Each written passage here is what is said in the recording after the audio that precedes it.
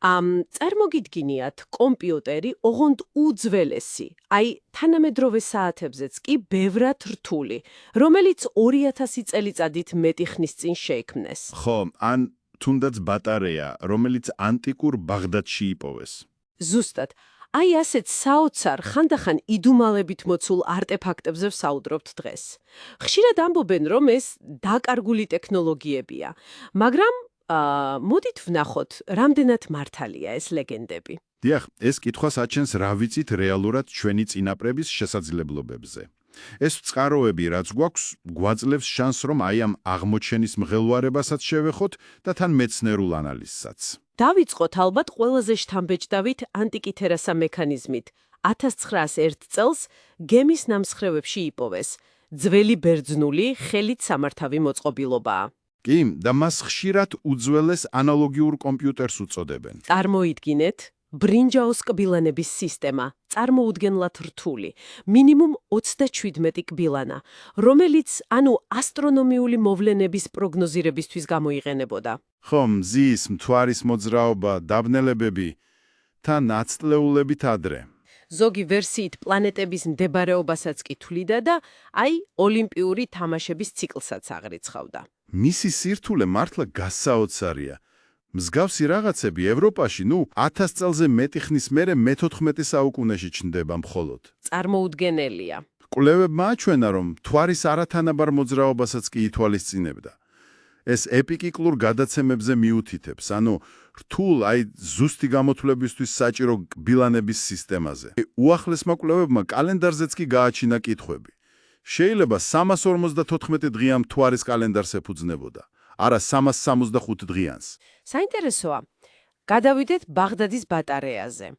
თიხის ჭურჭელია, შიგნით სპილენძის ცილინდრი და რკინის ღერო. ხო, 1930-იანებში რომ იპოვეს, ეგრევე გაჩნდა თეორია, რომ ეს იყო გალვანური ელემენტი, ბატარეა.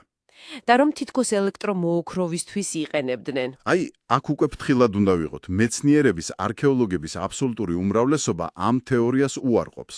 რატომ? პირველ რიგში, იმ პერიოდის არც ერთი ნივთი არ არის ნაპოვნი, რომელიც ელექტრომოოქროვით იქნებოდა დაფარული, რაც ნაპოვნია ცეცხლით მოოქროვილი ვერცხლის წყლის მეთოდით. რასაგებია? და თავად ამ ბატარეას, ჭურჭელს, არ აქვს გარეთ გამომავალი სადენები ან რამე შესაერთებელი წერტილი.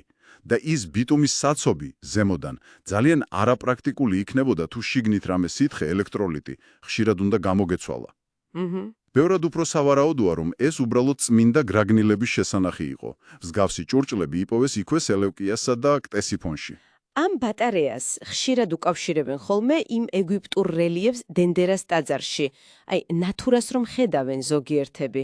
კი, ვიცი ეგ თეორია, მაგრამ ეგვიპტოლოგები ერთხმად ამბობენ, რომ ეს არის სიმბოლური სცენა, რელიგიური. მითოლოგიას ასახავს.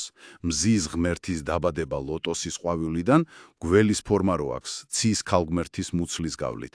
ეს არ არა რამე ტექნიკური ნახაზი, წარწერებიც ამას ადასტურებს. გასაგებია, მოკლედ, არც ბატარეა და არც ნათურა. დიდი ალბათობით არა. კიდევ ერთი ცნობილი საიდუმლო, ბროლის თავის ქალები. ამბობდნენ პრეკოლუმბიურიაო, აცტეკების ან მაიას.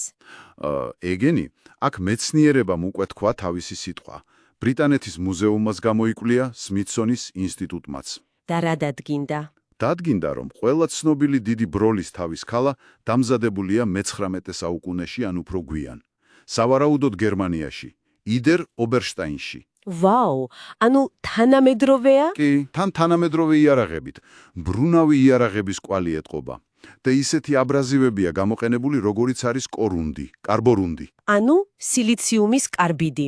დიახ, მასალები, რომლებიც მაშინ პრეკოლუმბიურ ამერიკაში უბრალოდ არ არსებობდა, თან ბრაზილიური კვარცია გამოყენებული, რომელიც მე-19 საუკუნეში შემოჰქონდათ ევროპაში. მოკლედ, მათი უძველესი წარმომავლობა გამოირიცხა. სუფთა წყლის გაყალბება. ზუსტად. და ეს გვაბრუნებს იმ ზოგად კითხვასთან დაკარგულ ცოდნაზე. ხანდახან, როგორც ამ თავის ქალების შემთხვევაში, უბრალოდ სიყალბეა, მაგრამ ხანდახან უფრო რთულადაა საქმე, მაგალითად, რომაული ბეტონი. რომლის რეცეპტით დაიკარგაო, ამბობენ? რეალურად, რეცეპტი, ძირითადი ინგრედიენტები ვიტრუვიუსის ტექსტებში ეწერა და არ დაკარგულა. რაც დაიკარგა და მერე თანამედროვე მეცნიერებამ ახსნა, ეს იყო მისი უნიკალური თვისების მექანიზმი. თვითაღდგენის უნარზე ამბობთ. დიახ, თვითაღდგენის უნარი. ეს სპეციფიკურ ვულკანურ ფერფლს და შერევის პროცესს უკავშირდება. ანუ, ეს არ იყო რაღაც დაკარგული ტექსტი, არამედ ძველი მასალის თვისების თანამედროვე, ქიმიური ანალიზი. მაშ რა გამოდის? ამ წყაროებიდან რას ვხედავთ? ბევრი ეს დაკარგული ტექნოლოგია, რომ ჩაუღმავდებით ან გვიანდელი მე-19 საუკუნის გაყალბებამ. როგორც ბროლის თავის ქალები. ხო, ან არასწორი ინტერპრეტაცია. ბაღდადის ბატარეა, დენდერას სინათლე. ან მართლა შთამბეჭდავი უძველესი ტექნოლოგია, როგორიცაა ანტიკი თერას მექანიზმი. ოღონდ მისი სრული პოტენციალი და კონტექსტი ჯერ კიდევ ბოლომდე არ ვიცით. ზუსტად, ხშირად ეს დაკარგული ცოდნა არა იმდენად რაღაც სრულიად უცხო ტექნოლოგიაა, რამდენადაც უბრალოდ განსხვავებული მიდგომა, ან უნიკალური მასალა, ან რაღაც განსაკუთრებული ოსტატობა. ისეთი, რომლის გამეორება დღეს ან ძალიან ძნელია, ან არაპრაქტიკული. და ეს გაფიქრებინებს. კი, გაფიქრებინებს. იქნებ ასე საუკუნეების მერე ჩვენს დღევანდელ ტექნოლოგიებსაც, თუნდაც კვანტურ კომპიუტერს, ან გენურ ინჟინერიას, მომავლის არქეოლოგებმა შეხედონ და სრულიად დაუჯერებელ მისტიკურ, დაკარგულ ცოდნა ჩათვალონ. თუ ჩვენი დოკუმენტაცია დაიკარგა. დიახ, თუ კონტექსტი დაიკარგა, ანუ სად გადის ეს ზღვარი? რეალურ უძველეს გენიას, თანამედროვე ინტერპრეტაციასა და ზოგჯერ, უბრალოდ კარგად შეფუთულ მისტიფიკაციას შორის. ესაა ალბათ მთავარი კითხვა.